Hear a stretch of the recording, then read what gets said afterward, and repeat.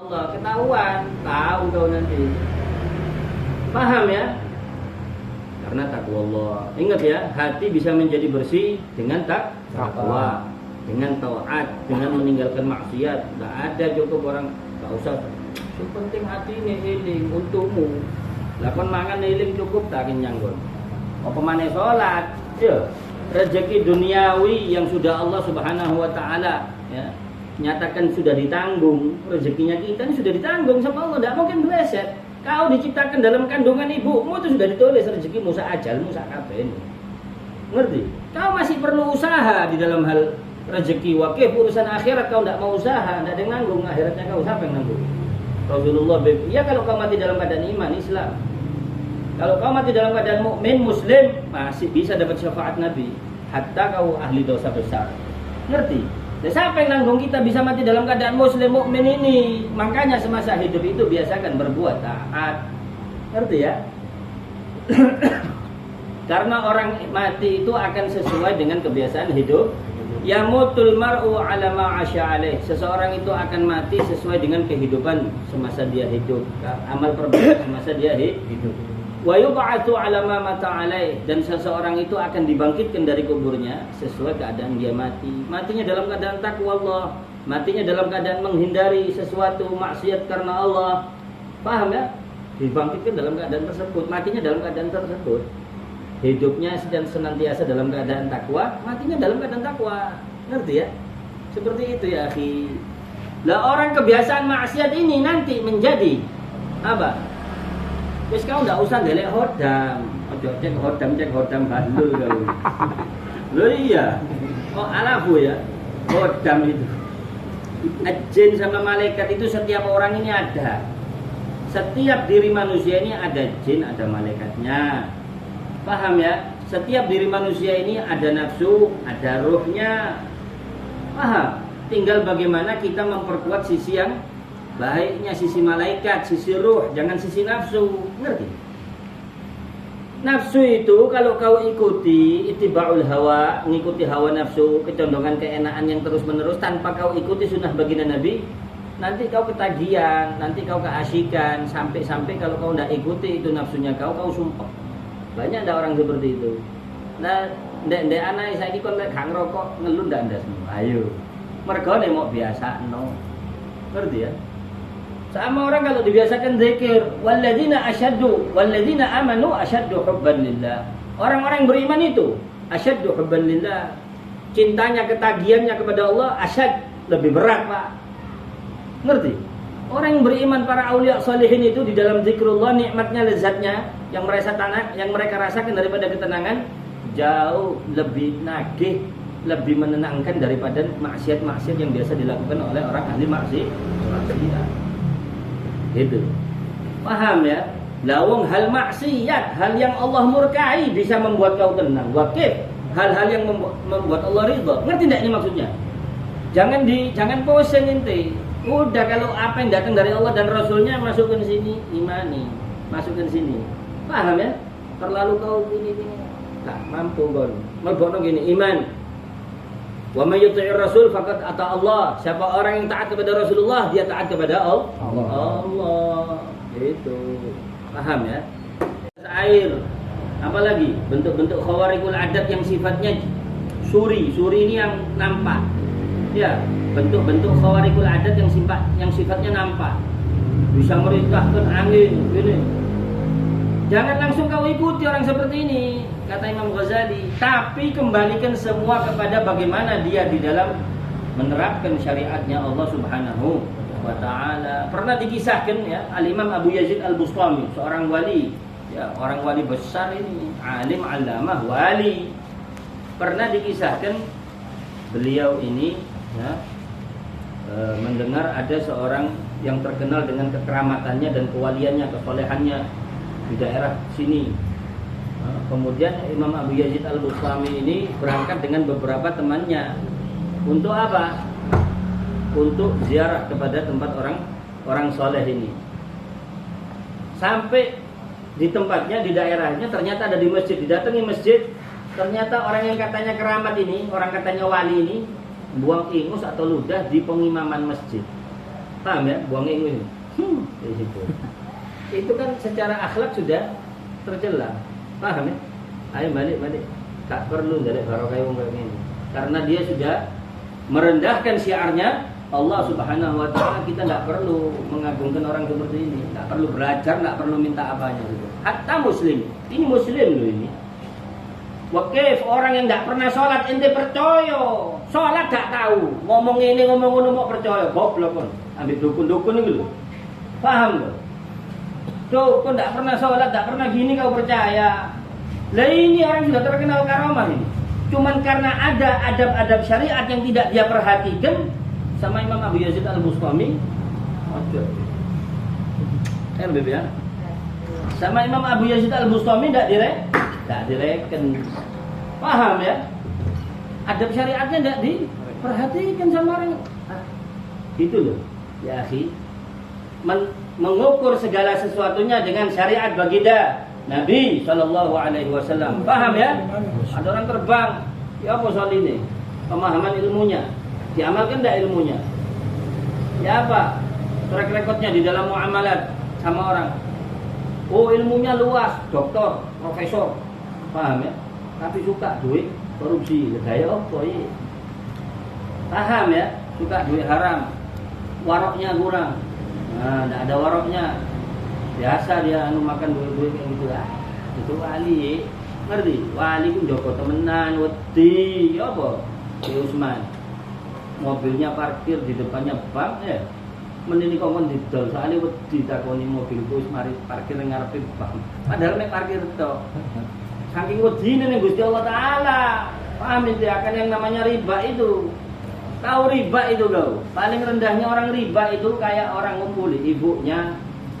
Dosanya paling tingginya dosanya riba itu apa? Kau menyebut kekurangan saudaramu sesama muslim di depan orang lain. Itu paling tingginya riba. Bayang no. Ngerti ya maksudnya? Kau ngerasani orang itu loh, eleknya orang itu loh. Itu paling besarnya dosa riba itu. Apalagi kalau yang kau rasani ulama. Apalagi kalau yang kau rasani sahabat Nabi. Apalagi kalau yang kau jelek-jelekkan ahli bait Nabi, naudzubillah min dzalik. Hati-hati.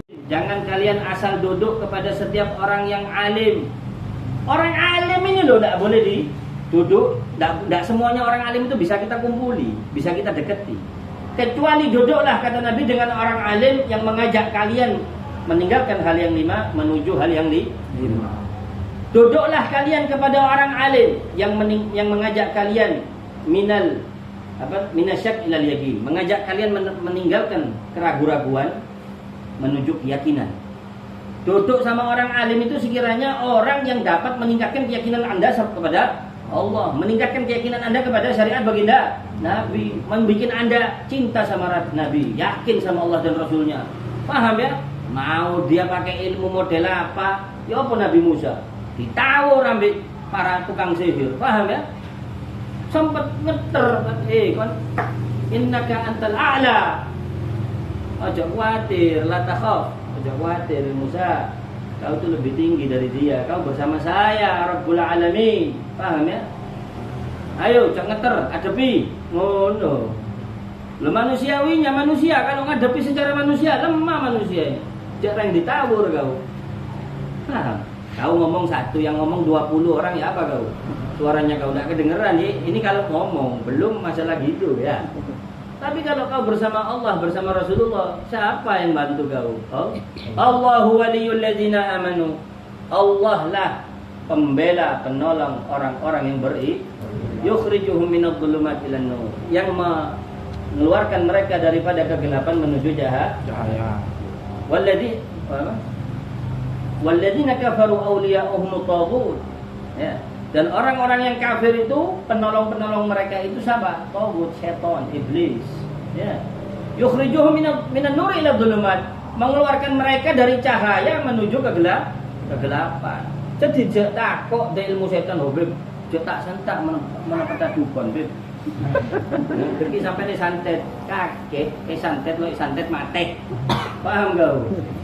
Paham ya? Kau ngomong yang hak, kau ngomong yang enggak hak tetap mati. Masalah prosesnya itu ala Allah sudah, bukan urusanmu. Yang menjadi urusannya Allah itu apa? Jangan kau urusi. Urusannya kita bagaimana? Sampaikan yang hak. Paham ya? Ngomong apa adanya. Sampaikan yang hak itu hak, yang salah itu salah. Ngerti? Selesai.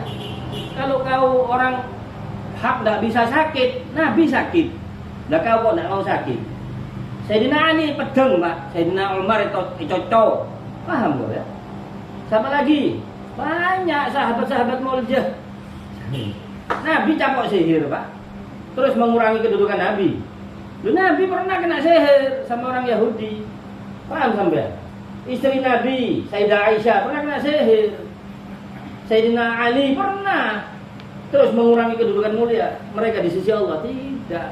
Paham ya? Bagaimana Nabi tatkala sudah kena sihir terus sembuh? Biasa ya, tidak dendam ya, tidak apa ya. Ridho dengan ketentuan Allah untuk ngajari. Nah tinggal kita kembali lagi ke diri kita. Oh kekurangan saya di sini. Paham ya? Ditutup kekurangannya. Gitu loh caranya. Gak usah dendam. Punya hirana. Iya. Mari sembuh. Ya Alhamdulillah. Nabi sopo Ayub sakit berapa tahun sakit. Nabi Ayub dicoba sama Allah Ta'ala. Diuji. Paham kau? Pas kau norok wali terus jadi murid yang soleh, coba titik langsung mencetat. Ya, paham ya? Saya maksakan binasa saya. Ini Sayyidul Malaika, pemimpin para malaikat ini ngomong kayak gitu. Sampai lah kok gak percaya ambek omongan Kanjeng Nabi. Siapa orang tawadhu diangkat derajatnya sama Allah. Loh, ngalah itu bukan berarti kalah, Pak. Ya, yang penting ada batasannya. Lek dilokno, enteng ilokno itu. Dianggap pomplung, diremekno jarno. Ya, yang penting aja nyenggol ae, nyenggol ini saya. Habis nyenggol minasyak ila yakin minal kibri ila tawadhu. Yang ketiga, minariya ila ikhlas. Mengajak kalian meninggalkan daripada riya menuju ikhlas. Ya, karena kalau riya enggak ada nilainya di sisi Allah. Kalau ikhlas baru diganjar dibalas sama Allah Rabbul Alamin. Kita sholato, ngaji yo. Wirid ano, sholawat ano. Gampang uripmu. Nek kon melok aturane Allah iku. Ngerti? Gampang lho, Allah nyatakan kok, wa may yattaqillaha yaj'al lahu makhrajan. Wake ayate. Wake dudume iku. Orang yang bertakwa kepada Allah pasti Allah jadikan jalan keluar. Tak yakin kau sama firman-Nya Allah. Tak yakin, Mbak. Petana dukun. Salah lo bisa rabet abe, ya. Astagfirullahaladzim. Tiga tadi apa? Mengajak kau meninggalkan riya menuju ikhlas. Yang keempat, minar raghbah ila zuhdi. Mengajak kau meninggalkan cinta dunia menuju zuhud di dunia. Tahu zuhud? Hidup sederhana. Zuhud itu tidak harus miskin. Banyak aulia salihin kaya raya tapi hidupnya sederhana. Zuhud itu bagaimana tidak ada cinta dunia dalam hati kita. Hatinya tidak ada tendensi duniawi. Berbuat bebas saja duniawi. Allah. Adapun kaya miskin itu sudah ketentuan Allah. Mereka tidak tertipu dengan itu. Sakit sehat itu sudah ketentuan Allah. Paham ya? Kaya miskin, sakit sehat, apa mana? Jabatan tinggi, jabatan rendah, itu ketentuan Allah. Yang penting apapun Allah posisikan dirimu sekarang, jalankan perintah Allah. Kau dijadikan orang alim, jalankan ilmunya Allah dengan haknya ilmu itu tadi. Kau amalkan ilmumu, kau ajari orang. Paham ya? Kau dijadikan orang kaya, jalankan nikmat Allah yang Allah berikan sama kau. Keluarkan zakatmu, sedekah, perhatikan orang tuamu, kerabatmu terutama yang tidak mampu. Sedekah ke orang lain, kerabat ditinggal. Kepinteran kau. Ya. Walidaik, bersyukurlah kau kepadaku dan kepada kedua orang tua. Karena orang tua menjadi sebab perantara wujudnya kau. Ngerti? Bersyukur sama Allah, sama orang tua. Kakak ibu, nikmat min Allah, bu, pening dari kakek, bu. Wah. Alhamdulillah kau dimurkai orang tua, Allah murka. Ya, mudah-mudahan dapat hidayah semuanya. Kemudian yang keempat, minar raghbah ila zuhdi. Dari cinta dunia menuju zuhud. Yang kelima, duduklah kalian bersama orang alim minal adawah ila nasihah. Yad'ukum minal adawah ila nasihah. Yang mengajak kalian daripada meninggalkan permusuhan menuju saling menasehati. Nah, makanya kalau ada orang alim ngajak kalian benci sama orang muslim, apalagi ngajak benci sama habaib. Ya, terang-terangan aja. Hati-hati. Ini fitnah akhir zaman. Kau disuruh diajak benci sama orang, ya apa kau? Kau disuruh benci sama orang sesama muslim aja bahaya kau. Wakil kau ditipu daya suruh benci sama habaib. Lu ndak beb, tapi lakar bodoh, lakar beb Habib dia kurang ajar beb, tengkan Habib dan neka. Loh, ya neka saya kurang ajar, benipah kabeh kurang ajar. Pada nggak anding tanangnya sampean neka, beda tanang sampean. Masa ikat tok kabeh tanang sampean. Ya baca tanang aja yang bisa baca. Paham ya?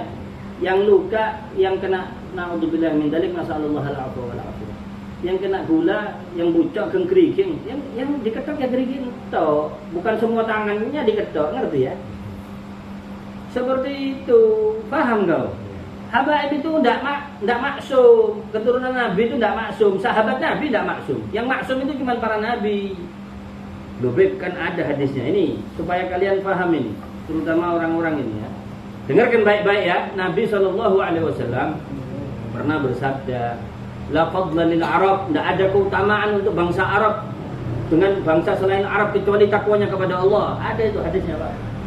Bahkan Nabi memperingatkan kepada ma'asyara Quraisy, kaum Quraisy, Sofiyah bin bibiku, Abbas pamanku, sampai Fatimah anakku, jangan kau jangan kau tidak bertakwa kepada Allah, bertakwa kepada Allah.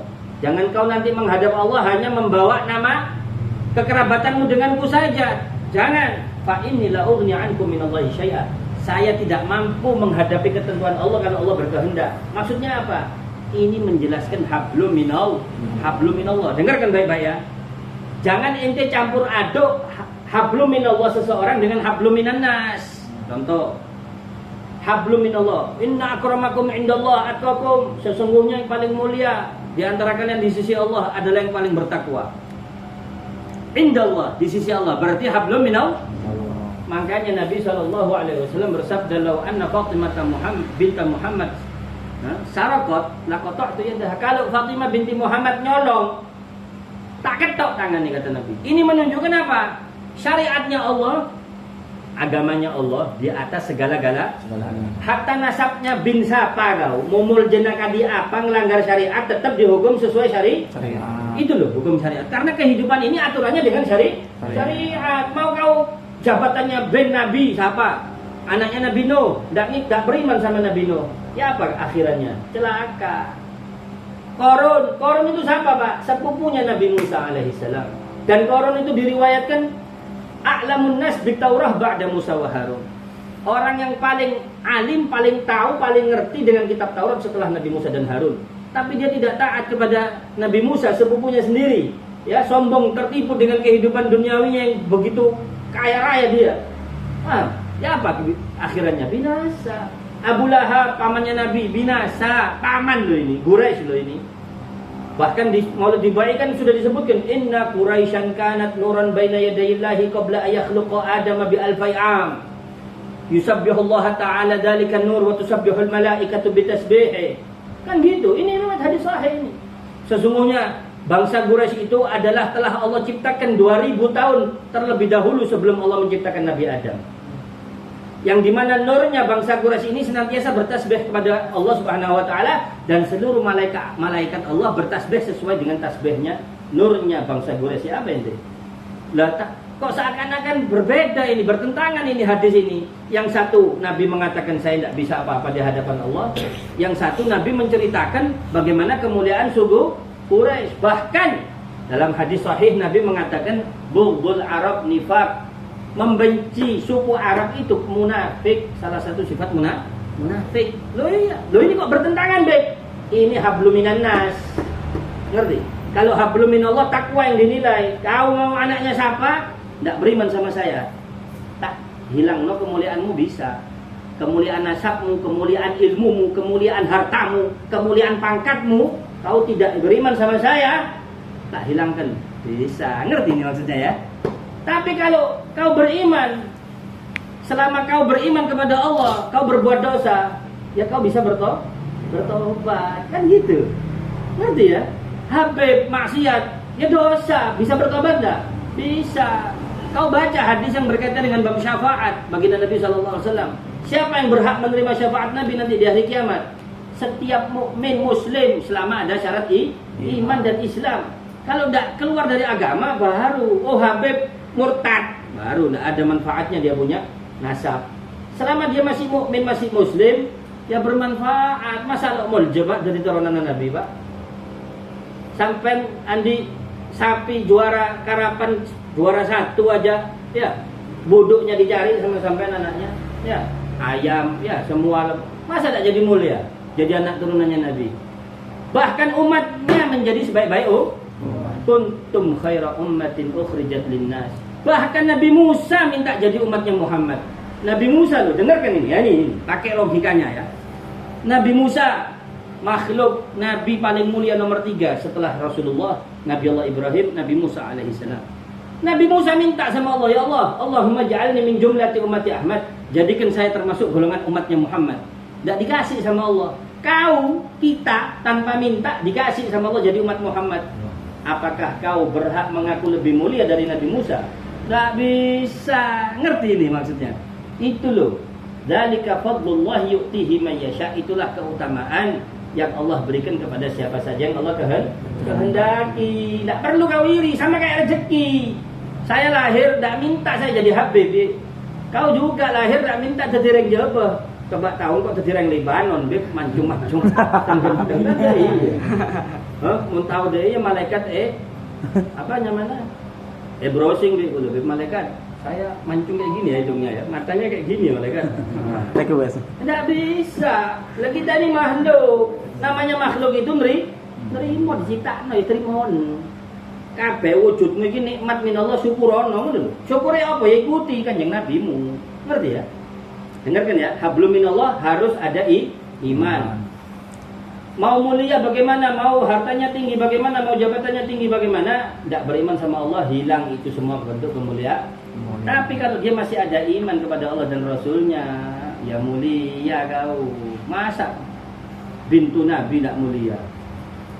Hari lahirnya Nabi Muhammad hari Senin yang tadinya hari biasa jadi hari mulia kok. Ngerti? Padahal Nabi bersabda pemimpin seluruh hari dalam seminggu hari Jumat. Kenapa kok Nabi tidak dilahirkan hari Jumat? Karena kemuliaan Nabi tidak perlu dompleng kepada kemuliaan yang lain. Hari Senin biasa, Nabi lahir di hari Senin jadi mulia, jadi mulja hari Senin. Rabiul Awal bulan biasa, pemimpin bulan dalam 1 tahun apa? Ramadan. Kenapa Nabi tidak lahir di bulan Ramadan? Bib, kalau Nabi memang paling mulianya makhluk, Nabi tidak butuh kemuliaan Ramadan. Kemuliaannya Nabi ini menutupi segala bentuk kemuliaan. Lawang wujudnya semua alam ini karena Nabi SAW. Bulan Rabiul Awal bulan yang biasa, dilahirkan Nabi di bulan Rabiul Awal menjadi bulan yang agung. Ngerti ini maksudnya ya? Ngerti enggak ini? Lah umat Nabi umurnya paling pendek. Ya, umurnya paling pendek dibandingkan umat-umat terdahulu. Tapi karena kau berhubung jadi umat Nabi, menjadi paling afdalnya Al-Qur'annya kau paling, kitab sucinya kau paling sempurnanya kitab suci.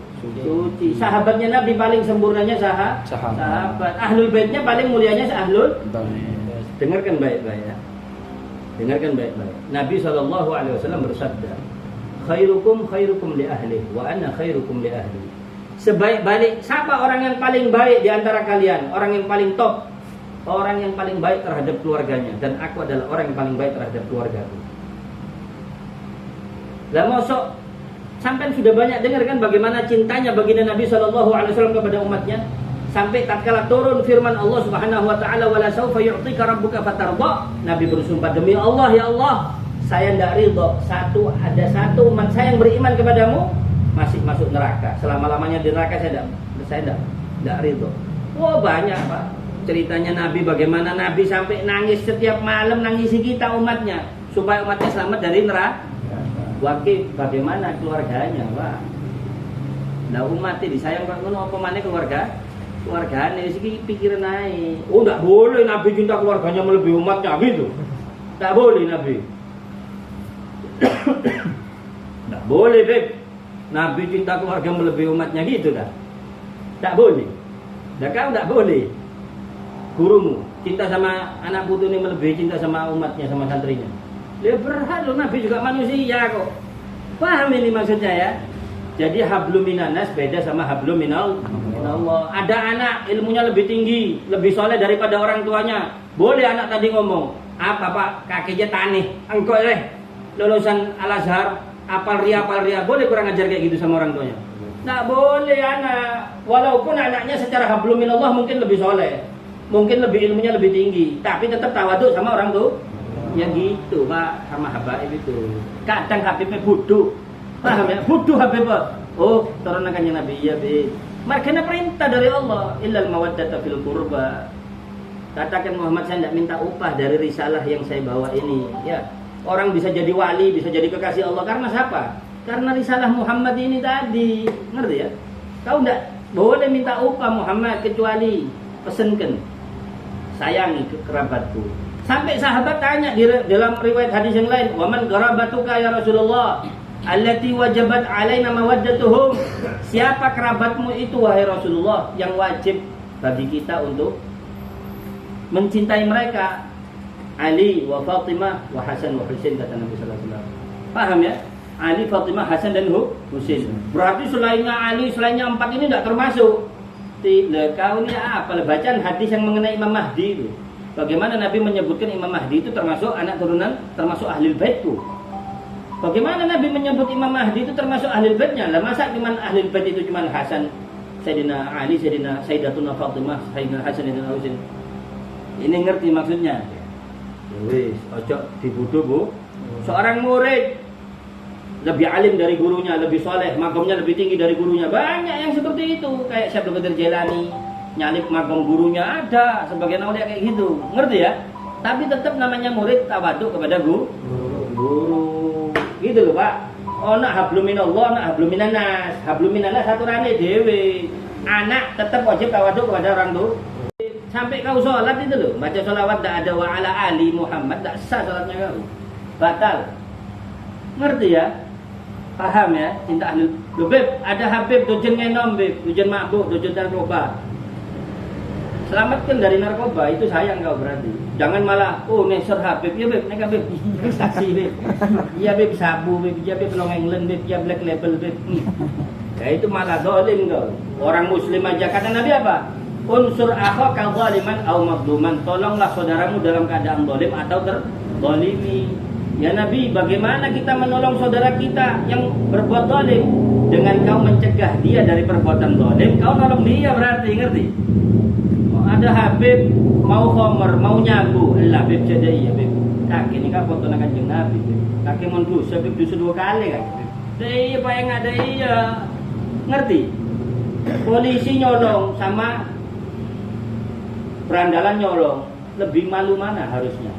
Lebih malu polisi, sama seperti itu. Ahlul bait nyolong, ahlul bait melanggar syariat, sama yang bukan ahlul bait melanggar.